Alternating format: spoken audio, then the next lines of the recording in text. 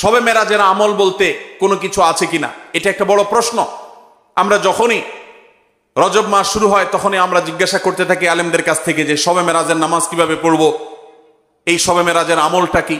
শবে মেরাজ উপলক্ষে সারা রাত জেগে ইবাদত করা এবং শবে মেরাজ উপলক্ষে 26তম দিন পার হয়ে 27তম রাত যখন শুরু হয় তখন সাহারি খেয়ে 27 রজবে রোজা রাখা, এটা আমাদের সমাজে বহুল প্রচলিত।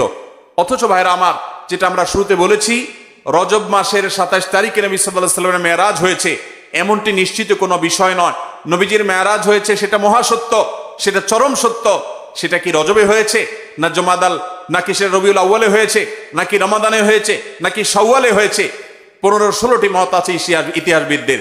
যদি ধরেও নেই আমরা রজবের এই 27 তারিখেই হয়েছে, যেমন কোন কোন ইমামগণ বলেছেন, সে আলোকে যদি আমরা ধরেও নেই, তারপর আমরা বলবো নবী সাল্লাল্লাহু আলাইহি সাল্লামের মেরাজ হয়েছে হিজরতেরও আগে। এরপর নবী সাল্লাল্লাহু আলাইহি সাল্লাম প্রায় 11 বছর বেঁচে ছিলেন। এই পুরো সময় জুড়ে কখনো তিনি মেরাজ দিবস, মেরাজ রজনী উদযাপন এটা তিনি কখনো করেছেন বলে কোনো জাল বা জয়ীফ হাদিসে পর্যন্ত বর্ণিত হয়নি। বিধায় মেরাজের এই ঘটনার পুনরাবৃত্তি বা এই ইতিহাস, ওই তারিখটার পুনরাবৃত্তিকে আপনার কেন্দ্র করে প্রতি বছর একটা বিশেষ দিনকে শবে মেরাজ উদযাপন করা, রাতভর বিশেষভাবে ইবাদত করা, দিনভর বিশেষ গুরুত্ব দিয়ে রোজা রাখার কথা বিশুদ্ধ কোনো হাদিস দ্বারা প্রমাণিত নয়। আমরা শুধুমাত্র মেরাজের বিষয় থেকে শিক্ষা গ্রহণ করব, মেরাজ থেকে আনিত নামাজটা আমরা আদায় করব। এর বাইরে এই তারিখকে কেন্দ্র করে রাতভর ইবাদত আপনি অন্য সময় করতে চাইলে এই মাসেও করেন, এই রাতেও করেন, অন্য সময় নফল নামাজ পড়েন, আপনি এই দিনে নফল নামাজ পড়ার নিষেধ নাই।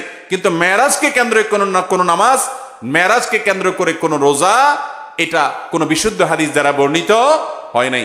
আল্লাহ কোরআনে বলেছেন, মা আতাকুমুর রাসূলু ফাখুযু ওয়া মা নাহাকুম আনহু ফান্তাহু, তোমাদেরকে রাসূল যা দিয়েছেন সেটা আঁকড়ে ধরো, যা নিষেধ করেছেন সেটা থেকে তোমরা বেঁচে থাকো। মন গড়া কোনো আমল করলে সওয়াব তো হবেই না, উল্টা বরং গুনাহ হবে।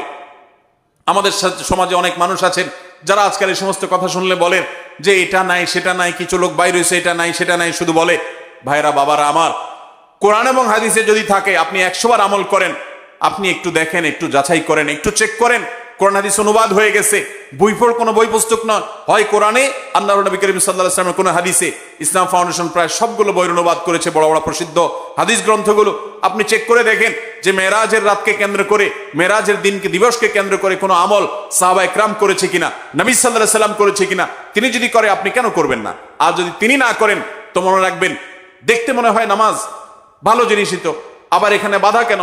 অনেকে বলেও যে রাত্রে মানুষ নামাজ পড়বে, চুরি তো করবে না, গান তো শুনবে না, তাহলে কিছু হুজুররা বাধা কেন দেয়? ভাইরা আমার, নামাজ আপনি পড়েন, এটাতে কোনো সমস্যা নেই, কিন্তু এই রাতে কোরআন হাদিসের নির্দেশ, ইসলামের নির্দেশ মনে করে যদি কোনো কাজ করেন, অথচ ইসলাম আপনাকে নির্দেশ করে নাই, তাহলে সেটা হলো মন গড়া আমল। মন গড়া আমলকে বলা হয় বিদআত, আর বিদআত হলো গোমরাহি, ভ্রষ্টতা। ওয়া কুল্লু দালালাতিন ফিন্নার, আর নবীজি বলেছেন সকল ভ্রষ্টতার ঠিকানা কোথায়? জাহান্নাম।